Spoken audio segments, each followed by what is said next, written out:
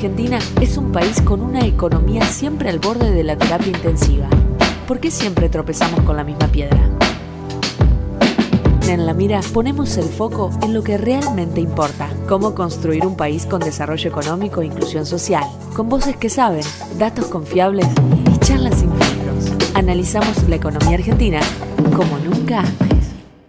Bueno, buenos días, buenas tardes, buenas noches. Una nueva edición, un nuevo podcast de En La Mira. Un podcast de Demos, Centro Cultural y Estudios. ¿Cómo andas, Nacho? ¿Qué tal, Mariano? ¿Cómo va? ¿Cómo te trata este mes de junio? No, muy bien, muy bien. Vos sabés que está pasando algo importante en el mundo, ¿no? Pleno mundial. Y no estoy hablando de la geopolítica, la economía. Las dos cosas. ¿Las dos cosas? Las dos cosas, ¿Vos sí. decís que un mundial reúne las dos cosas? No, que pasaron cosas en el mundial y pasaron a nivel geopolítico, económico vos me y militar. querés hablar del acuerdo entre Trump y Irán. Exactamente. Yo quiero hablar del mundial, Nacho. Bueno, decime, a ver. ¿Vos viste el partido de Argentina? Lo vi. Porque cuando arrancamos con estos podcasts hace 2 años atrás, Argentina había ganado la segunda Copa América de manera consecutiva en el ciclo Scaloni. Uh-huh. Vos no habías visto la final. No me acuerdo. ¿Viste el otro día el partido de Argentina? Sí, lo vi. ¿Sabés que Messi hizo un hat-trick? Hat-trick, sí. ¿Sabés lo que es un hat-trick? Sí, por supuesto. Ah, sí, ¿sabés lo que es un hat-trick? ¿Y sabés de dónde viene el hat-trick? No, ni idea. ¿De dónde viene? Bueno, yo te cuento. Acá la producción se ha portado muy bien en este podcast, hay que reconocerlo. Leticia, una masa. Dice que el hat-trick es una expresión que viene del cricket. Mira y que se trasladó al fútbol para describir a un jugador que anota 3 goles en un mismo partido. Claro, sí. No sabía que venía el cricket. Haaland, el noruego espectacular, metió 2 goles. Mbappé metió 2 goles. Kane, el de Inglaterra, metió 2 goles. ¿Qué hizo Messi? 3. Metió 3 goles. Una bestia, la verdad. Leo, una bestia. Ojalá nos pueda llevar a una nueva conquista mundial. Ahora, Nacho, ¿vos sabés quién metió un hat-trick este mes en la Argentina? No sé, a ver. ¿No sabés quién hizo un hat-trick? Decime, a ver. El gobierno nacional. ¿Vos decís? Vos no confiás. Déjame tener la duda, a ver. Yo te quiero decir lo siguiente, Nacho. Inflación. Sí. Bajó por segundo mes consecutivo. Uh-huh. 2,1 es la de mayo, la más baja en 8 meses. Está bien. Superávit comercial. Se siguen rompiendo récords históricos de exportaciones. Sí. Mayo, más de 3.500 millones de dólares de superávit comercial. Y por último, y este tema a vos te tiene que sonar muy cercano, el gobierno festejó un superávit financiero. Mirá. Nuevamente. Hat-trick del gobierno nacional, Nacho. Ahora bien, yo quiero que, si nos acompañan de producción, vamos a ver este tuit. Dale. Un tuit de Caputo, el ministro de Economía. Lo leo para quienes nos están escuchando, pero no nos están viendo. Básicamente, ¿qué dice Caputo en ese tuit que estamos mostrando? Que el sector público nacional registró un superávit primario de 1.900.000 millones de dólares, de pesos, perdón, y un superávit financiero de 478.000 millones en el mes de mayo. Uh-huh. Que el gasto primario se redujo 2.2 interanual en términos reales, y que mientras las erogaciones en concepto de asignación universal por hijo, jubilaciones y pensiones contributivas crecieron 8,6 y 1,2 respectivamente. Uh-huh. Este resultado, dijo Toto, vuelve a reafirmar el compromiso con el ancla fiscal, pilar fundamental del programa económico. Uh-huh. Claro, yo entiendo, Nacho, si el gobierno anota un hat-trick de esta naturaleza, ¿por qué cambiaría su política? Bueno, no. A ver, el gobierno está decidido a no cambiar la política. De hecho, entramos en una fase en donde, muy parecido a lo que fue el final de la década del 90, no sé si te acordás, en el 99 hubo elecciones en Argentina y se discutía qué hacer con la convertibilidad, ¿no? Y la salida de la convertibilidad todo el mundo sabía que iba a ser caótica, de que iba a generar... permitime que diga que quien gana las elecciones, que era la oposición al entonces oficialismo nacional, que era la Alianza por el Trabajo y la Economía y la Educación, o el Desarrollo y la Educación, la Alianza, ganó prometiendo no tocar la convertibilidad. Totalmente. Y todo el mundo, por eso te digo que todo el mundo sabía que iba a ser caótica, entonces... Pero sabía que iba a ser caótica porque votó a la Alianza. Por eso, la población sabía que la salida era caótica y decidió seguir en la convertibilidad. Porque vos llegás a un punto en donde decís, si yo salgo... ¿El pueblo se equivoca, Nacho? No, creo que en este caso, si vos decís, yo salgo, esto genera una devaluación, la devaluación provoca una caída de los ingresos, reales, aumenta la caída de la actividad económica, etcétera. Si no salgo, vas a una depresión económica cada vez más pronunciada, hasta el punto que llega hasta el 2001, con una crisis total de la economía real, y finalmente saliste de la convertibilidad de la peor manera, con un default de la deuda, digamos, profundizaste, digamos, las contradicciones del modelo. Entonces el gobierno está en esta situación. Está en esta situación en el sentido de que no puede modificar la política económica a riesgo de que se le desmadre el rumbo cambiario. Al punto tal de que vos fíjate que con este viento de cola que obtuvo con la guerra en Ucrania, que le permitió tener estos meses extraordinarios de exportaciones, ¿a dónde fue? La actividad económica está para atrás. Uh-huh. Lograron detener la caída que se pronunciaba entre octubre y marzo. Lo lograron detener. En buena medida les permitió la guerra frenar esa caída y evitar que se desplome, pero ya empezamos a ver de vuelta otra vez que la actividad económica empieza a mirar para abajo. Nacho, ¿cuánto de eso, porque lo tratamos en algunos podcasts anteriores, está determinado o está influenciado o encuentra sus causas en el final del conflicto mundial y el impacto en la economía argentina? Claro, todavía estamos viviendo como si estuviésemos en pleno conflicto. Lo que el fin del conflicto se avisora. Lo vemos hacia adelante. Pero vos tuviste en estos meses un aumento importante de los precios de tus exportaciones y también de tus importaciones. Pero ¿qué pasa? Las importaciones, por el lado de las cantidades, están destruidas porque la economía real está destruida, o al menos en un nivel mucho más bajo que antes. Entonces, esa ganancia de precios de las exportaciones se te fue todo al superávit comercial. Esta ventaja que tuvo el gobierno, además hay que decirlo, las empresas del mundo petrolífero, todo lo que es la inversión en vaca muerta, está tomando deuda en dólares. Se están endeudando en dólares para hacer esas inversiones o para especular con el peso, puede ser también, eso no hay que descartarlo, porque después cuando uno ve los valores de la inversión extranjera directa, no cuajan con... No, de hecho, la OCDE brindó información donde figuramos prácticamente al fondo de la tabla en términos de país receptor de inversiones extranjeras. ¿Qué están haciendo? Entonces están tomando deuda en dólares para especificarse después, ¿no? Y obtener ganancias en pesos que después pueden cambiar para dólares. ¿Volvió la bicicleta? No, volvió con todo la bicicleta después de octubre. Entonces, pero habíamos hablado un par de podcasts atrás que se había frenado. Claro, lo que hicieron fue cuando la situación que pasó en octubre, la tasa de interés estaba tan alta y volvió después la bajaron. La tuvieron que bajar porque íbamos directo a una quiebra financiera de las empresas. No alcanzó esa intensidad en la baja. Lo que logró fue evitar que se derrumbe, pero la actividad económica quedó en un piso más bajo que en el 2025 y pinta para seguir empeorando en los próximos meses. Y eso iba un poco con lo que te quería preguntar. ¿Vos qué ves a futuro con la actividad económica? ¿Una estabilización en ese piso o en ese nivel bastante bajo? En el mejor de los casos. En el mejor de los casos. ¿Y en el peor? Y en el mejor puede que volvamos a ver otra caída de la actividad económica. ¿Y cuánto va a resistir el empleo en ese caso? Porque ¿qué veníamos diciendo? Que en general el empleo no se escapaba, no se disparaba. El desempleo, sí. Perdón, porque la presión sobre el mercado laboral, la informalidad, hacía que de algún modo... Hay que ver la magnitud, porque a veces es muy difícil de predecir, porque a veces esas caídas en la actividad económica como que se precipitan, ¿no? Se van como acumulando causas y eso hace que el derrumbe sea relativamente rápido. De hecho, y lo vimos, no sé si lo charlamos acá o no, o nosotros en algún otro momento, la caída del empleo formal fuerte en la década del 90 fue prácticamente estable durante todo el periodo de la década del 90 y se desplomó en julio-agosto del 2001.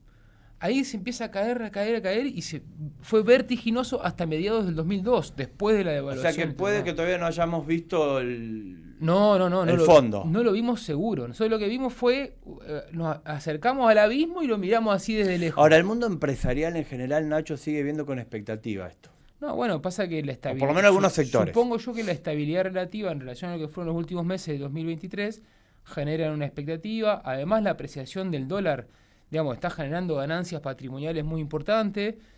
Hoy en día comprar dólares, y esto es la segunda cara de todo esto, todo este superávit comercial que vos tenés, todo este ingreso de capitales que vos tuviste del lado petrolero, que tomaron deuda para jugar o para importar o viene de capital o para jugar al carry trade, después podemos analizarlo con más detalle, se fumó todo en la compra de billete y moneda por parte de atesoramiento, digamos, ¿no? Billete de moneda de otros activos líquidos en dólar, digamos, ¿no? O sea, la mal llamada fuga de capitales, bien llamada formación de activos externos, en este caso en la forma de billetes y monedas y es decir, el dólar bajo el colchón, por decirlo así. El atesoramiento. El famoso atesoramiento. Se lo fumaron entero por esta vía.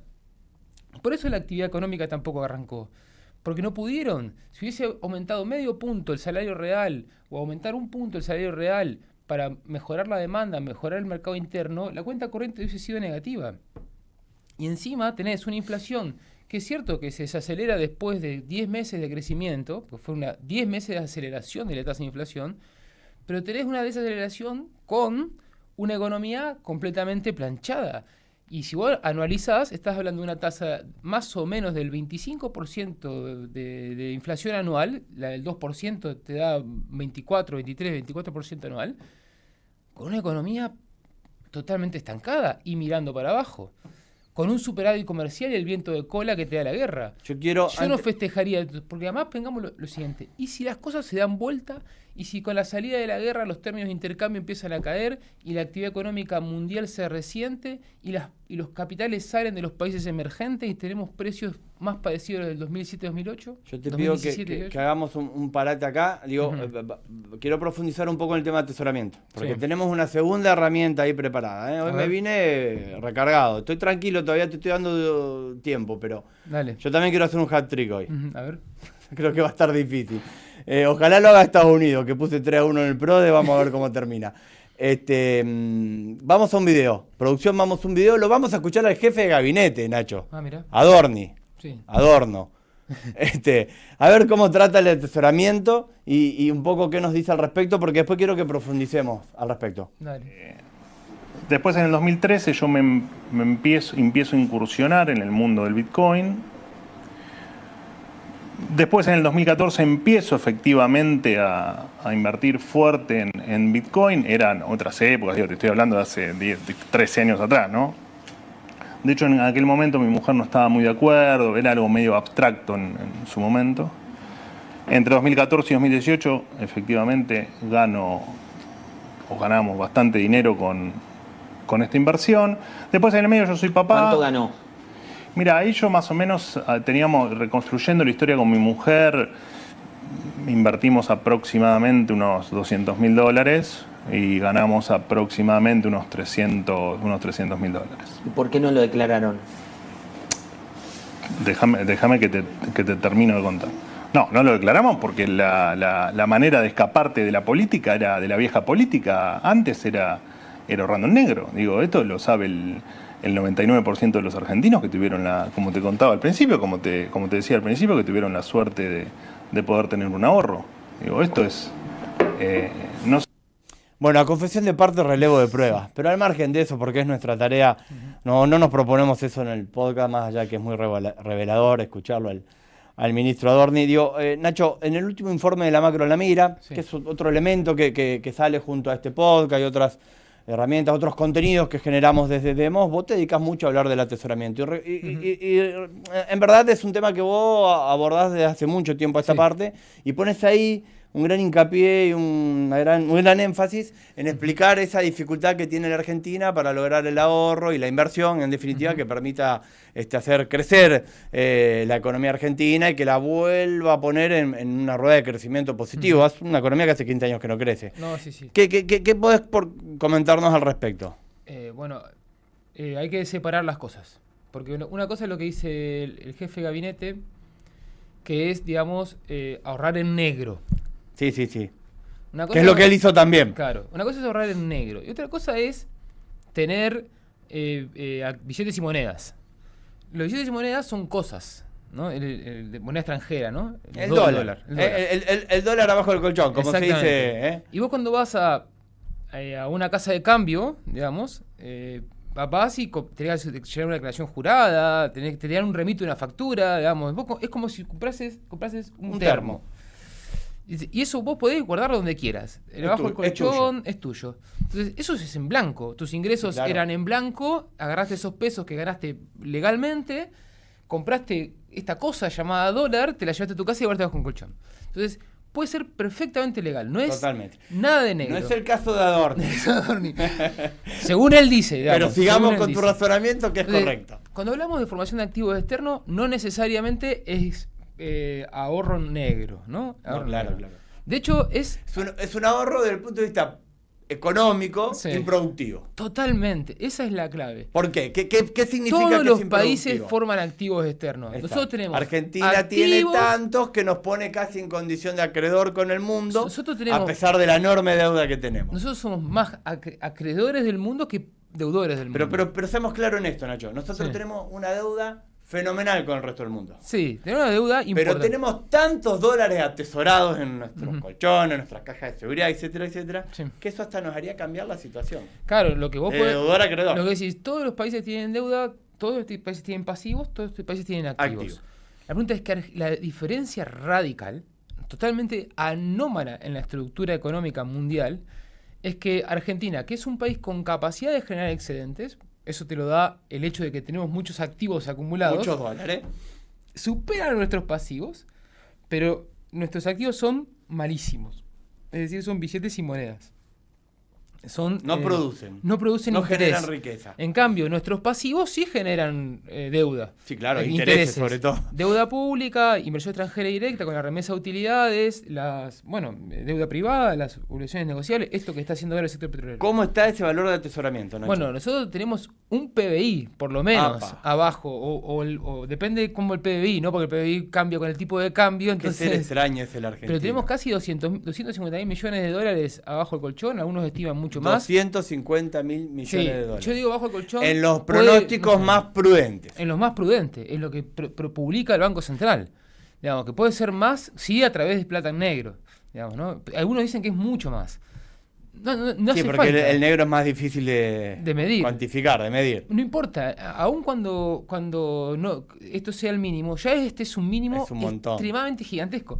No quiere decir que vos puedas, como intentó hacer este gobierno, que vos vendas esos dólares para apreciar la moneda y fumártelos en Carry trade. en carry En trade bicicleta. y terminar importando pavadas de China, qué sé yo, ¿no? A Y tal punto arruinando la industria Nacho, local. A tal punto generó, antes de ir a eso, a tal punto generó herramientas que dijo, bueno, no importa dónde Sí. lo generaste, cómo lo generaste, en qué condiciones. Y Vení, ahí tráelo sí, y sos ahí inocente. sí, eso genera dudas acerca de la posibilidad de blanqueo de plata negra, Exacto. que eso es mucho más grave. Por Que eso la plata negra viene de actividades ilegales. ilegales. Eso ya empezás a reñirte con la arquitectura financiera internacional. Ahí sé que estuvieron esos temas, están en debate. Yo no conozco muy bien cómo son esos mecanismos Tenés una materia pendiente. de ahí de compliance, digamos, de evaluar, digamos, cómo podés justificar los ingresos, qué tenés que probar, ¿no? Ahora, Pero volvamos, Nacho, volvemos al al productivo. punto. Entonces vos lo que tenés es una economía que tiene un montón de recursos desaprovechados. ¿Qué debería hacer con esos recursos? Invertirlos bien, ¿no? ¿Y Es por qué decir, no los invierte el pueblo argentino? yo creo que ahí hay una Porque clave. esos son familias, empresas, actores económicos. Totalmente, además no estamos ¿Algún hablando... dólar tenés bajo el colchón, Nacho? Yo, no, la dejo colchón no, pero Pero por tengo... garantía. Pero claro, y la pregunta es ¿por qué tenemos nosotros dólares acumulados? ¿Por qué? Porque nuestros regímenes cambiarios, desde por lo menos del 2011 hasta esta fecha, han sido regímenes cambiarios insostenibles. Destruyen la moneda. Que al principio la recontra superaprecian y después que viene la super recontra depreciación. Devaluación. Entonces, como vos no sabés cuándo se va a producir esa Tenés que estar devaluación, cubierto. te tenés que cubrir. Entonces hay una racionalidad de fondo. Por más irracional que parezca en el corto plazo, en el largo plazo es absolutamente racional la actitud que toma un No es argentino una cuestión promedio. cultural el dólar, entonces. No tiene nada de cultural. Ahí está, Es conducta económica en su racional. máximo racional. En la medida en que puede, digamos. En los términos de la escuela neoliberal. Sí, racional en el sentido de Racional, digo, maximizar que la el ganancia. ser humano, el homo económico, ¿no? Exactamente, maximizar la ganancia. Exacto. Con la información que tiene el inversor común. Por supuesto, debe haber inversores más sofisticados Que son los que juegan en los grandes mercados y hacen aprovechan, grandes diferencias. aprovechan el carry trade y se van a tiempo, ¿no? Exacto. Y hacen enormes ganancias con la apreciación y con la devaluación. Bueno, el hombre común y corriente que no tiene esa capacidad para poder aprovechar eso, se cubre con el dólar, ¿no? Con el dólar billete o con el dólar incluso abajo del colchón o en una cuenta de una caja de La ahorro, moneda. digamos. El tema de las cajas de ahorro también fue un problema, porque como la Argentina se embarcó en los 90 en una burbuja especulativa de proporciones bíblicas, creando argendólares como si no hubiese mañana, claro, después los bancos quebraron en moneda extranjera, el Banco Central no pudo rescatarlo, vino el corralito y la especificación asimétrica, entonces la gente dijo, bueno, en el banco nunca más, abajo del colchón. Entonces, Hay dos razones racionales por las cuales las personas tienen dólares. Una es porque los regímenes cambiarios son insostenibles, o sea, te aprecian mucho la moneda y después se devalúa, y además, porque además el sistema financiero alienta la creación de dólares, de argen dólares, que después no pueden ser bancados porque no tenemos la Reserva Federal que los puede imprimir en una corrida. Ahora, el gobierno está volviendo a incentivar la creación de dólares financieros, ¿no? Otro dato de esta semana. ¿En qué consistiría la creación de dólares financieros? Vos vas al banco, pedís un crédito en dólares y el banco te anota que te da tanta cantidad de $1.000 dólares y te los deposita, entre comillas, en una cuenta propia. ¿En pesos o en dólares? No, en dólares. En dólares. Y vos después te manejás con esa cuenta, no con el dólar billete, vas transfiriendo. Entonces, esos dólares son creados porque no hay un dólar detrás que respalde ese dólar. Creación Secundaria. Incluso no es creación secundaria, es creación directa por parte del sistema financiero que puede crear eso. Después tendrá que ver el sistema financiero al final del día si cumple con las exigencias de reserva. Si no cumple con las exigencias de reserva, tendrá que pedir prestado o administrar financieramente eso. Pero en general no es un problema de la cantidad de dólares disponibles, sino de cuánta gente va al banco a demandar dólares. Si vos estás diciendo, che, me están pagando una tasa, me puedo endeudar en dólares al 9% y obtener un 20% en dólares con activos en pesos, tenés muchos incentivos a pedir prestados en dólares, venderlos, hacer tasa en pesos y volver a recomprar los dólares. Nacho, eso es una bomba de tiempo. Una bomba de tiempo. La otra cara de la moneda, te pregunto. Un tema que hoy está al rojo vivo en todos lados, porque es un problema muy grave, que es cómo está aumentando, casi sin precedentes, entiendo yo, en la Argentina, el endeudamiento de las familias, de la persona, del laburante, del dueño de la pequeña pyme, del comercio, o sea, el ciudadano a pie, como se dice. Dejemos un rato acá al costado del juego de los grandes mercados financieros, digo. Pero problema. Dos cosas. Porque se nos pasó un tema que era muy importante, que es el tema del endeudamiento del sector público, eso que Caputo dijo que tiene superávit financiero, ¿no? Y vos me dijiste que, me olvidé de comentar ese asunto. Superávit primario y superávit financiero. Entonces, vamos a tratar los temas. El fondo dijo que no hace un mes, pero bueno. No, pero además, el fondo lo dijo. Claro, no. Encima, no solamente, digamos, están... ¿Qué es lo que está porque pasando? vos hace 2 años que lo venís diciendo. No, pero además es increíble que están intentando cerrar la oficina de presupuesto del Congreso, que nos publicaba mes a mes el dato de los intereses que este gobierno mete bajo la alfombra a los que llama intereses capitalizados y no los cuenta como parte del déficit financiero. Este gobierno que tanto le gusta hablar del riesgo Cuca cada vez más parecido, ¿no? Bueno, eso de falsear las lo más loco que si vos agarrás y sumás los intereses capitalizados como si fuesen intereses que da la deuda pública, tendrías un déficit financiero del Estado igualito, incluso más alto que el de Alberto Fernández. ¿Qué está pasando? Vos estás gastando nada en rutas, nada en educación, nada en salud, en lo que es, digamos, el gasto primario, y en cambio estás transfiriendo esos recursos al sector financiero, pagando primas enormes para que para que los inversores mantengan sus posiciones en pesos. Eso eleva la tasa de interés, hace caer la actividad económica, complica la vida real de la economía. No se llega a fin de mes. La gente no llega a fin de mes y tiene que salir a pedir deuda para llegar a fin de mes. Para pagar alimentación. Y encima tiene que pagar estas tasas gigantescas. Porque vos andás a ver las tasas que tiene que pagar una... No hay registro en la Argentina de una situación de esta magnitud. Es que no hay registro. Del endeudamiento de la familia. Es que fue... Y no endeudarse para cambiar el auto, o para mejorar tu casa, o para invertir. Endeudarse para llegar a fin de mes. La verdad es que es realmente impresionante. Da impresión cómo en tan poco tiempo se pudo haber llegado a una situación de esta naturaleza. Porque básicamente lo que hubo fue una manipulación de los precios financieros, de tasa de interés y tipo de cambio, que desarticuló la ecuación económica nacional, con el objetivo de lograr estabilidad, en el mejor de los casos, de lograr estabilidad nominal en los precios. Y al final te quedaste con una inflación en el mejor de los casos, el 20% anual. Sí, y lo otro, Nacho, que en todo caso lo dejamos introducido y lo podemos tratar más adelante, es cómo discutimos mucho algo que en la Argentina hay que discutir, que es el sistema tributario argentino, que no tenemos duda. Pero cómo muchas veces ese debate vela el otro debate, que es la discusión del valor del tipo de cambio, ¿no? Total, nosotros... y las diferencias que hay, esta herramienta permite producir en la economía. Venimos postergando ese debate, yo creo que tendríamos que darlo en este espacio, y discutir en profundidad qué significan los regímenes cambiarios en Argentina, cómo funcionan. Nosotros, este régimen cambiario no se aleja en términos de los grandes promedios conceptuales del tipo de cambio más o menos, por más que esté muy bajo ahora, está dentro de un régimen que se inició después del 2008-2009, después de la crisis del 2008-2009, que se profundizó en el 2011 y que en el 2014 ya se consolidó. Un régimen de tipo de cambio barato, en términos generales, más o menos, ahora estamos muy bajo, pero dentro de una onda, dentro de un margen, en comparación con el que hubo después de la convertibilidad entre el 2003 y el 2008, que además se da en un contexto de empeoramiento de las condiciones externas de la Argentina porque los términos de intercambio dejaron de ser tan favorables como fueron hasta el 2011. Entonces vos entraste en una zona en donde estás estructuralmente con un tipo de cambio bajo, el mercado interno está relativamente deprimido, no te entran divisas y encima hay incentivos permanentes para la formación de activos externos. Pero divisas sí entran. Bueno, entran, puedo decir por lo de este mes.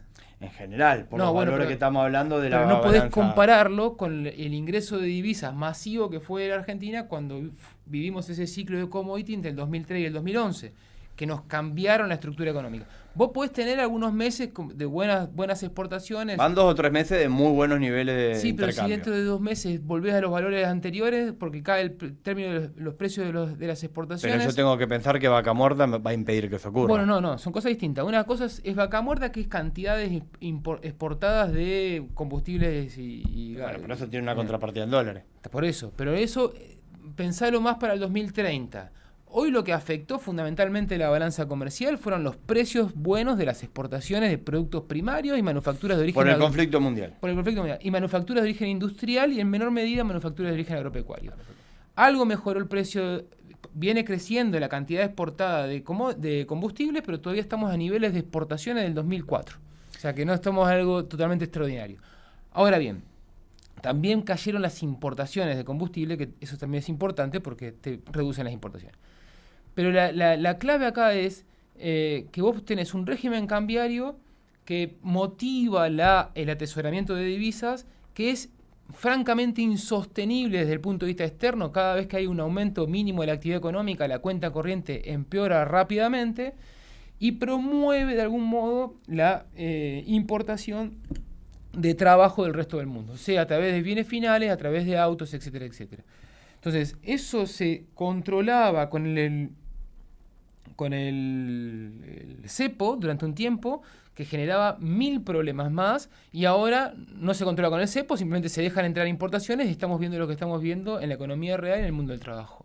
Entonces, el problema es que de fondo vos tenés un régimen cambiario que favorece este drenaje de excedentes hacia fines improductivos y es insostenible en el largo plazo como régimen cambiario por una Argentina que produce algo mínimamente y que tiene un mercado interno más o menos robusto. Entonces, mientras eso siga así, va a haber, eventualmente tendremos algunos picos de bonanza cuando entran dólares, incluso podemos pensar de acá al 2030 con cierta mejoría, pero para que después encontrar otra vez un límite.